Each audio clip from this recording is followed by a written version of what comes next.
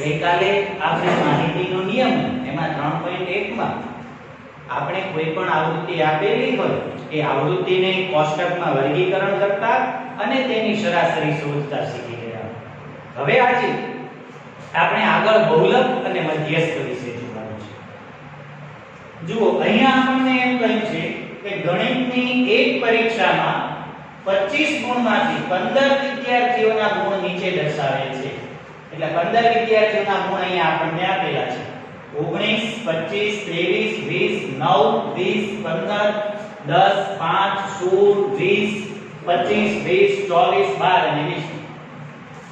આ માહિતીનો બહુલક અને મધ્યસ્થ શોધો. આ બંને સમાન છે એમ પ્રશ્ન પૂછ્યો. એટલે કે સમાન એટલે સરખા છે કે જુદા જુદા છે, તો આપણે શોધીએ.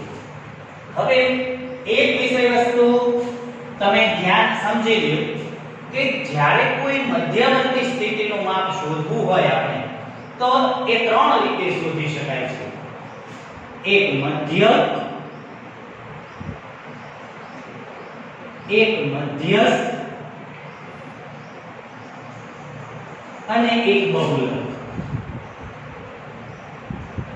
આ ત્રણ રીતે આપણે મધ્યવર્તી સ્થિતિના માપ શોધી શકીએ. મધ્યવર્તી સ્થિતિનું માપ સરાસરી પણ છે, બરાબર? ગઈકાલે આપણે સરાસરી જોતા શીખી ગયા. એમાં આપણે જોયું કે 5 દાવમાં એક ખેલાડીના રન આટલા છે તો એના સરેરાશ રન કેટલા? સરેરાશ રન એટલે એક દાવમાં એ અંદાજિત કેટલા રન કરે છે.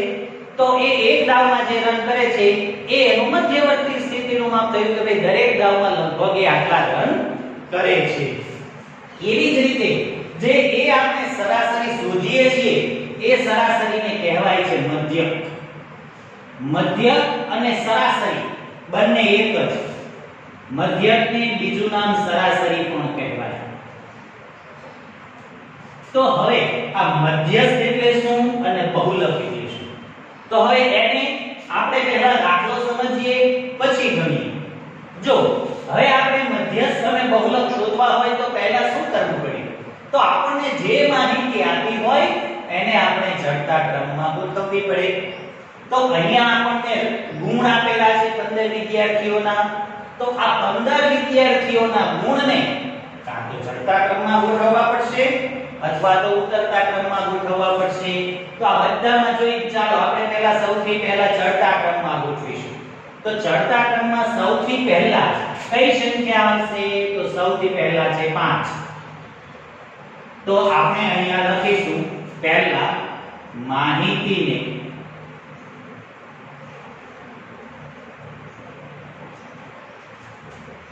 ચડતા ક્રમમાં ગોઠવતા.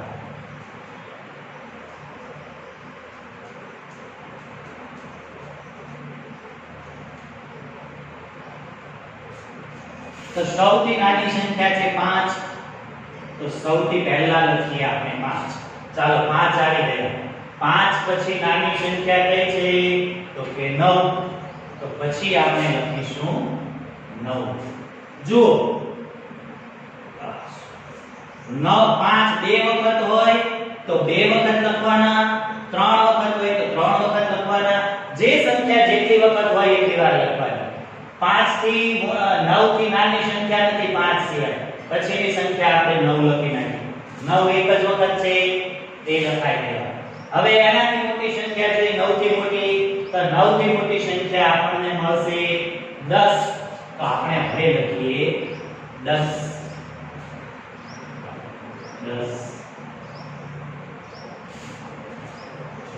પછી છે 10 બીજી વખત નથી. 10 થી મોટી સંખ્યા છે 12. તો પછી આપણે લખીશું 12.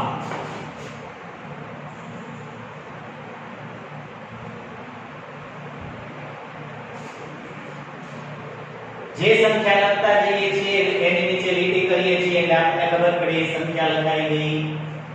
પછી 12 પછીની સંખ્યા જોઈએ આપણે. તો 12 પછીની સંખ્યા આવે છે 15. એનાથી નાની કોઈ સંખ્યા છે નહીં. તો 12 પછી આપણે લખીએ 15.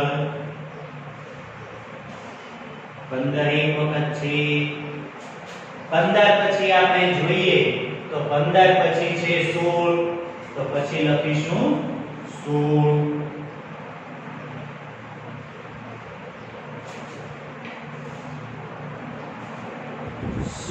16 નીચે લીટી કરી 16 પછીની સંખ્યા છે 19 તો પછીની સંખ્યા આપણે લખીશું 19 નીચે લીટી કરીએ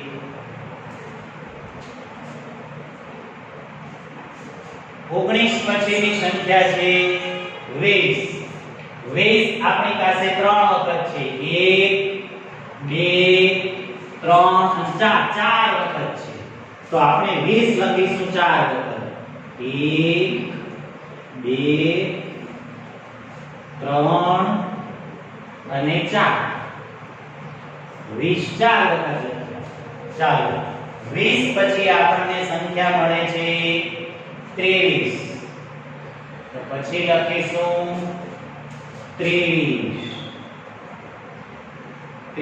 પછી આપણને સંખ્યા મળે છે 24 તો પછી લખીશું 24 પછીની સંખ્યા છે 25 તો આ 1 અને અહીંયા 2 25 બે વખત છે તો આપણે લખીશું 25 બે વખત હવે જુઓ આપણને અહીંયા કીધું છે કે 15 વિદ્યાર્થીઓના ગુણ છે તો અહીંયા 15 એ 15 વસ્તુઓ લખાણી કે નહીં આપણે જોઈ લઈએ 1 2 3 4 5 6 7 8 9 10 11 12 13 14 15 બરાબર તો 15 એ 15 માર્કને આપણે ચડતા ક્રમમાં ગોઠવી દીધેલા છે હવે આપણે એના પરથી મધ્યસ્થ અને બહુલક એ આપણે નક્કી કરવાનો છે હવે સૌથી પહેલા આપણે જોઈએ બહુલક બહુલક કોને કહેવાશે તો આ જે આપણે માહિતી આપણે ચડતા ક્રમમાં ગોઠવી એના ઉપરથી દરેક સંખ્યા કેટલી વખત છે આપણે સરળતાથી જોઈ શકીએ છીએ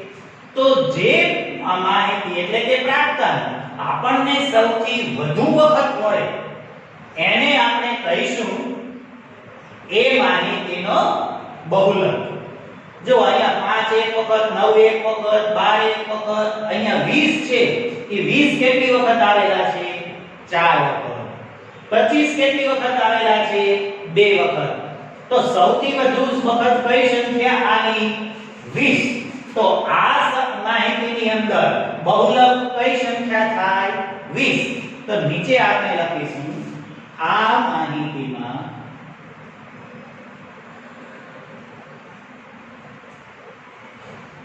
બહુલક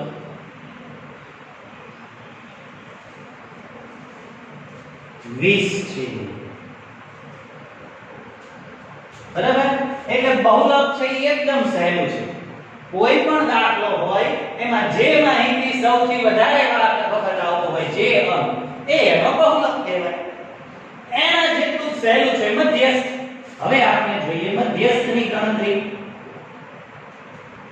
તો મધ્યસ્થ કોને કહેવાય આ આપણે શોધ્યો બહુલક જે માહિતી અંક સૌથી વધારે વખત આવતો હોય માહિતીમાં એ એનો બહુલક હવે મધ્યસ્થ મધ્યસ્થ શબ્દ ઉપરથી જ આપણને ખબર પડે કે મધ્ય એટલે વચ્ચેનું કહે છે હવે જુઓ આ કેટલા અંક છે એ આપણે જોઈ લઈએ આ 1 2 3 4 5 6 7 8 9 10 11 12 13 14 15 આ 15 અંકો આપણને આપેલા છે સંખ્યાઓ હવે એમાંથી આપણે મધ્યસ્થ સંખ્યા શોધવી છે એટલે એક સંખ્યા તો એમાંથી નીકળી જશે તો 15 માંથી 1 જાય એટલે કેટલા વધે 14 એટલે આપણી પાસે આ 14 બીજી સંખ્યાઓ વધશે એના બે ભાગ પાડી દો 7 14 ને 2 વડે ભાગીએ તો કેટલા આવશે 7 એટલે આ બાજુથી પણ 7 છોડી દો અને આ બાજુથી પણ 7 છોડી દો એટલે જે સંખ્યા વચ્ચે મળે એ એનો મધ્યસ્થ કહેવાય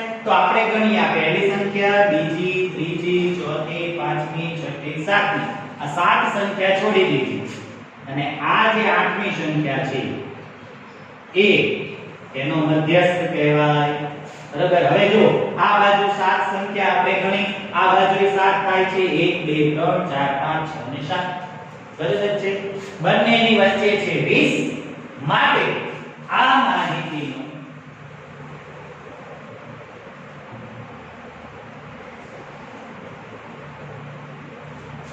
મધ્યસ્થ 20 છે.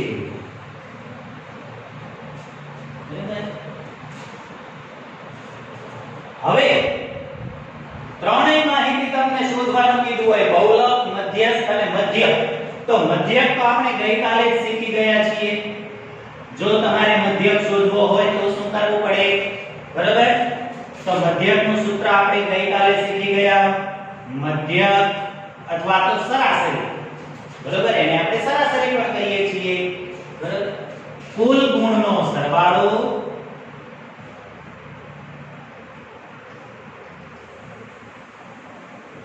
જો આ દાખલામાં આપણને કહ્યું નથી મધ્યક શોધવાનું, પરંતુ આપણે ત્રણેય માહિતી કઈ રીતે શોધી શકાય એના માટે આપણે જોઈ લઈએ છીએ. કુલ ગુણનો સરવાળો છેદમાં કુલ વિદ્યાર્થીઓની સંખ્યા.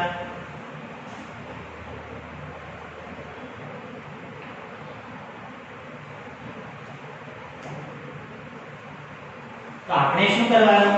આ આપણને જે ચડતા ક્રમમાં માપ આપેલા છે એ બધા જ ગુણોનો આપણે સરવાળો કરવો પડે. 9 ને 5 14, 14 ને 10 24, 24 ને 12 36, 36 ને 5 41 ને 10 51, 51 ને 6 57 ને 10 68, 67 ને 9 76 ને 10 86, 86 ને 20 106, 26, 46, 66, 66 ને 3 69, 89 ને 4 3 ને 20 13 ને 50 63 263. તો કુલ ગુણનો સરવાળો થાય છે 263 અને કુલ વિદ્યાર્થીઓની સંખ્યા આપણી પાસે કેટલી છે? 15. બરાબર. આ બંનેનો ભાગાકાર કરીએ એટલે પહેલા એકી ભાગ ચાલશે. 15 એકા 15, 11 એક ભાગ 11 વધશે 3, 15 સત્તા 105, શેષ વધશે 15 પંચા 75. શેષ આગળ વધશે પણ આગળનો ભાગાકાર પોઈન્ટ પછી એક આંકડો લખીએ તો પણ ચાલે. એટલે મધ્યક સંખ્યા આવે 17.5. એટલે કે આખા ક્લાસના સરેરાશ ગુણ ગણીએ તો 17.5. વિદ્યાર્થી મિત્રો, કોઈ પણ સંખ્યાનું મધ્યસ્થ માપ શોધવા માટે આપણી પાસે આ ત્રણ રીત છે. મધ્યસ્થ એટલે વચ્ચે. જ્યારે સરાસરી ગુણ ગણીએ ત્યારે હવે આપણને એમ થાય કે આ બધાની શું જરૂર પડે? તો જુઓ, કોઈ પણ રમતની અંદર કોઈ ખેલાડીને લેવો હોય ત્યારે આપણે આ માહિતી ઉપરથી, સરાસરી ઉપરથી એટલે કે મધ્યક ઉપરથી આપણે જોઈ શકીએ કે સરેરાશ કેટલા રન કરે છે. તો પછી આ બંનેની ક્યાં જરૂર પડે? તો જુઓ વિદ્યાર્થીઓ, તમારે કાપડની દુકાન હોય અને કાપડની દુકાન હોય તો એની અંદર તૈયાર શર્ટ અથવા તો પેન્ટ રાખતા હોય તો આપણને ખબર છે પેન્ટ લેવા જઈએ ત્યારે કમર ઉપરથી પેન્ટ લઈએ આપણે. કોઈને 28 ની હોય, કોઈને 30 ની કમર હોય, કોઈને 32 ની કમર હોય. હવે જો તમારે ચોકીભાઈ કેવો દાખલો આપેલો જ છે કે એક દુકાનદાર છે એને પોતાનો રેકોર્ડ રાખેલો છે કે ભાઈ બધી જ સંખ્યાઓમાં ભાઈ 28 ની માપના આટલા પેન્ટ ગયા, 30 ના માપના આટલા પેન્ટ ગયા, 32 ની સાઈઝના આટલા પેન્ટ ગયા. હવે તમે જુઓ એમાં 30 અને 32 ની સાઈઝ ને એવી હોય જેના પેન્ટ સૌથી વધારે વેચાય. પછી તમે બધા પેન્ટની સરાસરી કાઢો, બરાબર? પછી 40 ની સાઈઝના પેન્ટ બે જ વેચાણા હોય અને 32 ની સાઈઝના પેન્ટ 20 વેચાણા હોય. હવે સરાસરી કાઢીને તમે બધી સાઈઝના એક સરખા પેન્ટ લાવો તો તમારે કોઈ એક સાઈઝના પેન્ટ વધુ થઈ જાય, તે પડ્યા રહે અને બીજી સાઈઝના પેન્ટ ઘટે એવું બને. માટે એવી રીતનું જ્યારે વર્ગીકરણ હોય ત્યારે તમારે બહુલકની જરૂર પડે કે ભાઈ કઈ વસ્તુનું વેચાણ વધુ થાય છે. તો એ વસ્તુ માટે બહુલકની જરૂર પડે. ક્યારે કોઈ વચ્ચેની સંખ્યા શોધવી હોય ત્યારે મધ્યસ્થની જરૂર પડે અને જ્યારે સરાસરી શોધવી હોય ત્યારે મધ્યકની જરૂર પડે. આ ત્રણ છે એ આપણા મધ્યવર્તી સ્થિતિના માપ છે. મને આખું 3.2 એની અંદર આપણને આ ત્રણ પ્રકારના દાખલાઓની માહિતી આપી છે: મધ્યક, મધ્યસ્થ અને બહુલક. બરાબર? એટલે હવે તમને બધાને ખબર પડી ગઈ. ફરીથી એક વખત રિપીટ કરી દઉં. આખી માહિતી છે એને સૌથી પહેલા ચડતા ક્રમમાં ગોઠવી દો. ચડતા ક્રમમાં ગોઠવી દો એટલે તમને તરત ખબર પડી જશે કે કઈ પ્રાપ્તાંક એટલે કે સંખ્યા છે સૌથી વધુ વખત આવે છે. જે સંખ્યા વધુ વખત આવે છે એ સંખ્યાનો બહુલક કહેવાય. અને જે મધ્યસ્થ સંખ્યા જે સંખ્યા છે એમાંથી એક બાદ કરતા એને 2 વડે ભાગી દો. એટલી સંખ્યા પછીની જે સંખ્યા છે એ મધ્યસ્થ કહેવાય. તો અહીંયા કુલ 15 હતા, 15 માંથી એક સંખ્યા બાદ કરી દીધી. 14 ને 2 વડે ભાગીએ તો 7. તો 7 સંખ્યા પછીની 8મી સંખ્યા એ મધ્યસ્થ કહેવાય. અને આ આપણે મધ્યક. આ આપણો દાખલો પૂરો થઈ ગયો. પણ હજી આપણને આ દાખલામાં એક આગળ પૂછેલું છે કે આમાં આપણને જો મધ્યક અને મધ્યસ્થ શોધો અને પછી એમ કહ્યું છે કે આ બંને સમાન છે. તો જુઓ આમાં બહુલક કેટલો આવેલો છે આપણી પાસે 20 અને મધ્યસ્થની સંખ્યા કઈ આવી 20. તો બંને કેવા છે? સમાન, સરખા. સમાન એટલે સરખા. તો અહીંયા આપણે લખીશું મધ્યસ્થ અને બહુલક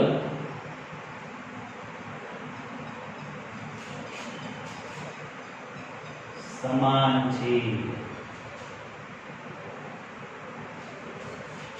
વિદ્યાર્થી મિત્રો, આવી રીતે આપણે આ પહેલો દાખલો જોયો. વિદ્યાર્થી મિત્રો, પહેલો એક્ઝામ્પલ આપણે જોઈ ગયા. પછી બીજો અને ત્રીજો એક્ઝામ્પલ એ સેમ એના જેવો છે કે આપણે નથી ગણતા. ચોથો છે એ પણ એના જેવો છે, છતાં પણ આપણે સહેજ માહિતી મેળવી લીધી. નીચેની માહિતીનો બહુલક અને મધ્યસ્થ શોધો. ભલે આપણને અહીંયા બે વસ્તુઓ શોધવાની કહી છે, છતાં પણ આપણે ત્રણેય વસ્તુઓ શોધશું: મધ્યક, મધ્યસ્થ અને બહુલક.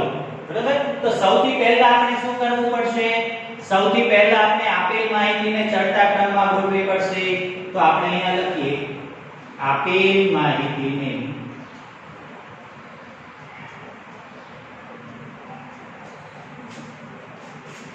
ચડતા ક્રમમાં ગોઠવતા.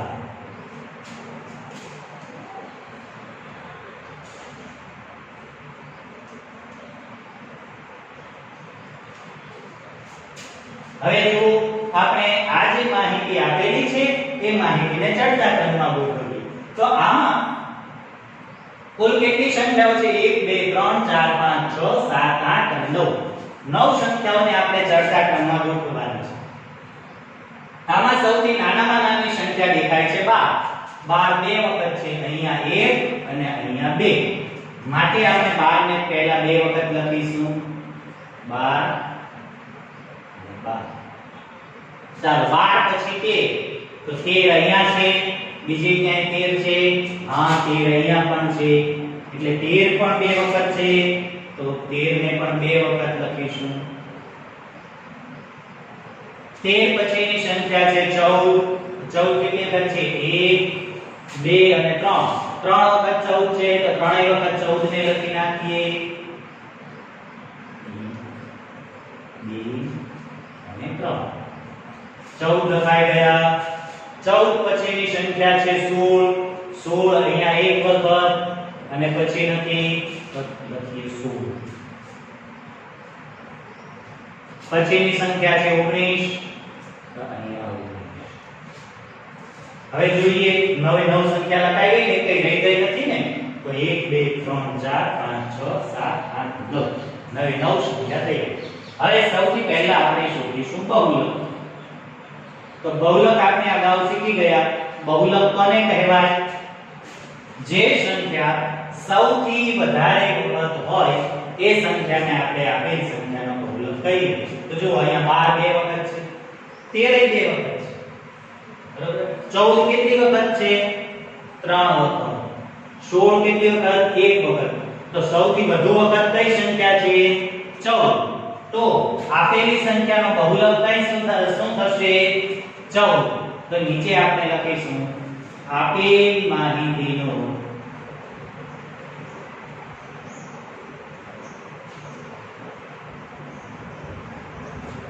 બહુલક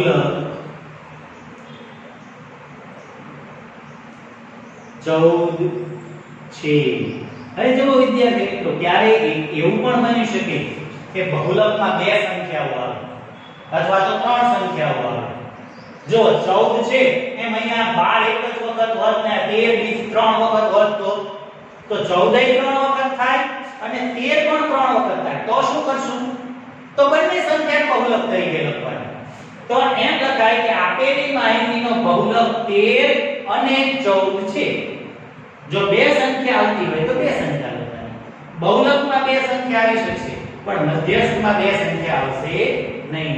હવે આપણે જોઈશું મધ્યસ્થ।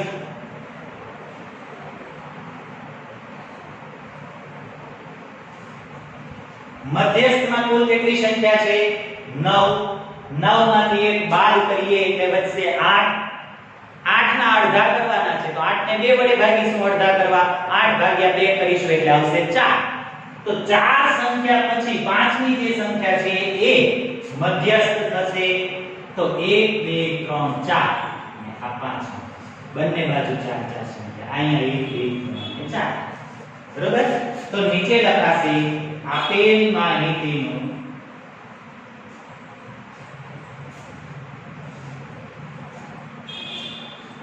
મધ્યસ્થ 14 છે બરોબર। હવે આપણે મધ્ય એટલે કે સરાસરી આપણને નથી કઈ છતાં પણ પ્રેક્ટિસ માટે શોધી લઈએ। મધ્યકને સરાસરી પણ કહી શકાય બરોબર।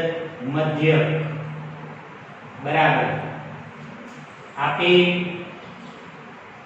પ્રાપ્તાંકોનો સરવાળો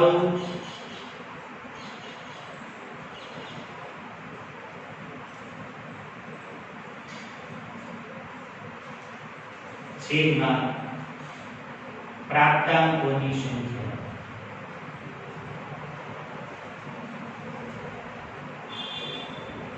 હવે આ જે સંખ્યા છે કે ફરીથી અહીંયા લખીએ તો પણ ચાલે અને અહીંથી એનો સરવાળો કરીને સીધો લખો તો પણ ચાલે। સરવાળો કરીએ 2 ને 2 4 4 ને 3 7 ને 3 10 ને 4 14 ને 4 18 ને 4 22 22 ને 6 28 28 ને 9 37 નો સાતડો વિદ્યા 3 3 ને 9 12 112 છેદમાં કુલ પ્રાપ્તાંકની સંખ્યા 9 છે એટલે લખીશું 9 127 ભાગ્યા 9 9 આવે તો ભાગાકાર પણ કરી શકાય 9 એકા 9 3 ઉપરથી ઉતાર્યો સાતડો 9 ચોક 36 1 9 એકા 9 મધ્ય આવે 14.3। તો વિદ્યાર્થી મિત્રો આ ત્રણેય માપ છે બહુલક મધ્યસ્થ અને મધ્યક એ મધ્યવર્તી સ્થિતિના માપ છે અને આપણે આ રીતે 3.2 એ આખું આ જ પ્રકારના દાખલાઓ છે। તો જે બાકીના દાખલા છે એ તમે તમારી જાતે ગણવાનો પ્રયત્ન કરશો।